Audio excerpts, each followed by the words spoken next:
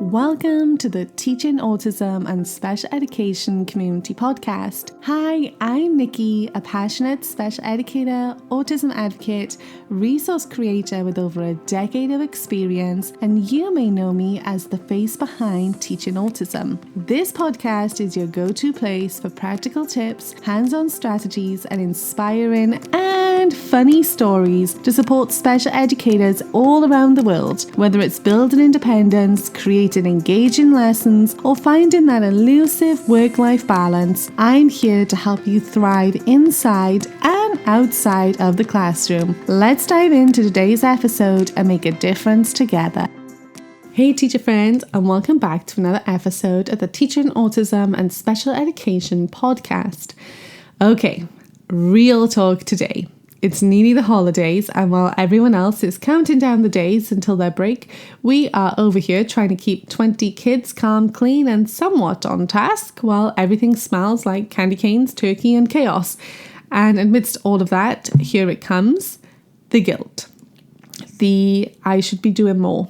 The I feel bad saying no.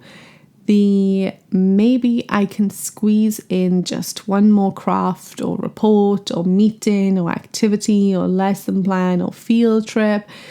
Yep, today we are going to talk about teacher guilt and how to set boundaries before the holidays hit, because your mental health friend deserves the same kind of care and attention that you give your students.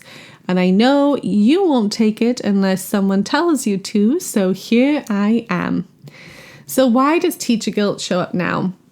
There is something about this time of year that brings teacher guilt out in full costume.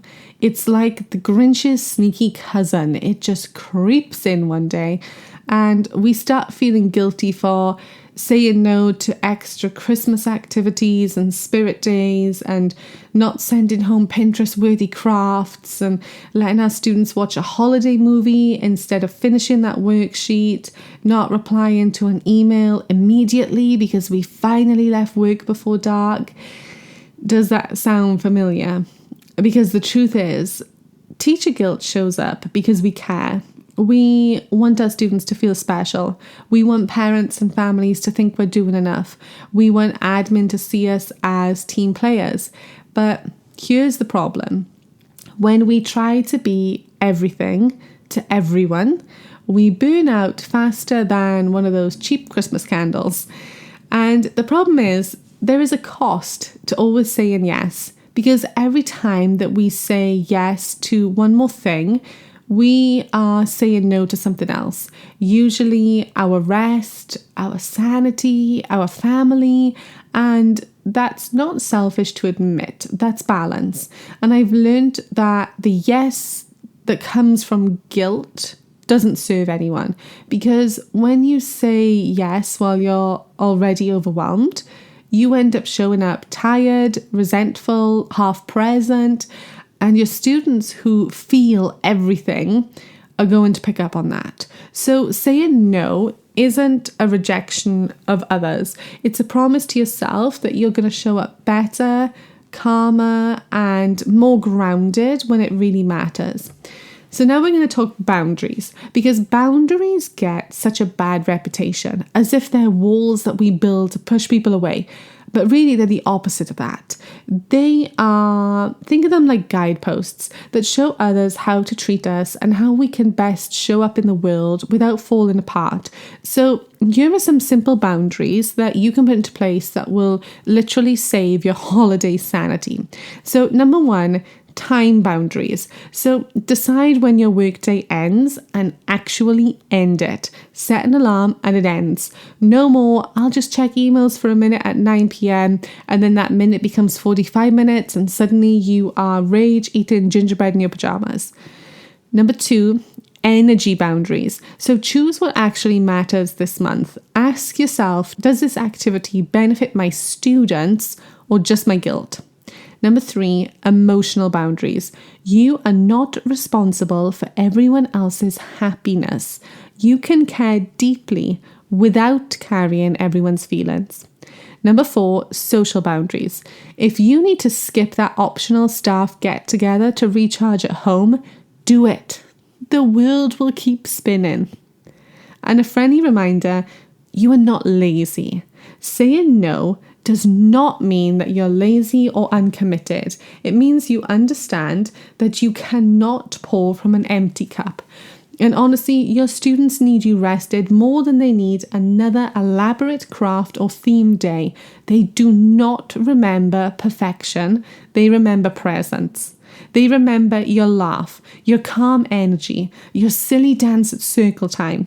That is what matters the most. So I want you to hang with me right now because I want to give you a quick mindset shift because this is what helped me. When you feel guilty saying no, you can reframe it. You can instead say, I'm saying yes to something that matters more right now. Or if you're thinking, I feel bad for skipping that staff event, try telling yourself, I'm saying yes to a quiet evening with my family so I can show up with patience tomorrow. Instead of thinking, I feel guilty about sending home a really simple holiday craft, try saying, I'm saying yes to my mental health so I can enjoy this season with my students with work that they have completed with joy and independently. See the difference? It's not about doing less. It's about doing what actually counts. So why do boundaries help students too? So here's the thing that no one tells you. Your students learn boundaries by watching you set them. So when you take breaks and when you communicate calmly, when you model self-care, you're teaching them that adults have needs too. And you are showing them what healthy emotional regulation looks like in real life. And if you work with neurodivergent students, this is huge because many of them will struggle with self-regulation and burnout themselves, and seeing you manage yours gives them permission to do the same. So really, setting boundaries is part of your job description. And now for that holiday reality check. You don't have to make the holidays magical for everyone.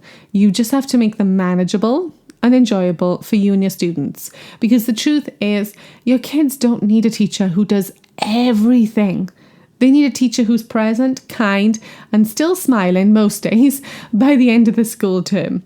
So if that means saying no to one more themed dress-up day or cutting your to-do list in half, do it.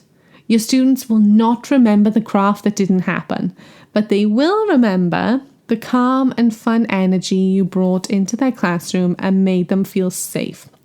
Now, teacher guilt is sneaky, but it doesn't get to run the show. You are allowed to rest, you are allowed to say no, and you are allowed to enjoy your holiday break without feeling like you have to earn it. So this week, I'm going to give you some homework. I want you to practice one tiny boundary, maybe leaving school on time, or maybe not opening your laptop after dinner. And when that guilt creeps in, I want you to remind yourself that rest is productive and boundaries are brave. And you deserve both. Thanks for listening, teacher friend. And remember, you are not just teaching your students how to read and count. You are teaching them how to live a life with balance, compassion, and self-respect. And that is the kind of lesson that lasts way longer than Christmas glitter. Talk to you soon.